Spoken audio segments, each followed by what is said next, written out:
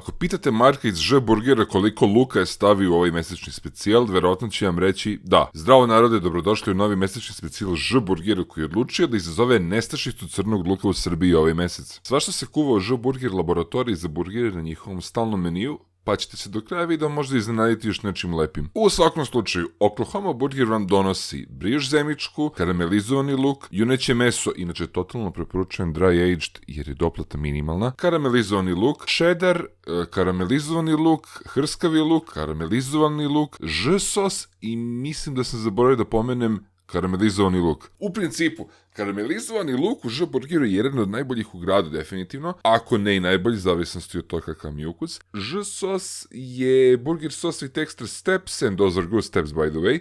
I iskren da budem, jako je kvalitetno određeno i definitivno mogu da ga preporučim svima koji vole ovakve egzibicije, s tim da bih ja možda za sebe malo smanjio količinu tog karamelizovanog luka. Prošla 2 mesečna burgera su mi bila bolja, vidjet ćemo šta će da spakuju za februar. Dođi na Ž burger, brrrt! Pomfrit mi je jako kvalitetan, to više nije ni pitanje, specifično je dosta, ima po neku ljuskicu, to je sad, jel te, trendi već par godina. Bonus burger za kraj, srpski burger, zemička tostirana na pretop, meso punjeno slaninom, pirotski sir, ukišeljeni crveni luk, urnebe sos. Znači, ovi što hejtuju po komentarima, po modernim burgerima, kunu se u pljeskavicu, vi ste sad, ozbiljno kažem, u moralnoj obavezi da se prijavite ovdje da za jednu porciju srpskog burgera, čisto radi reda da probate kako to izgleda. Toliko od mene, vidimo se u narednim videima.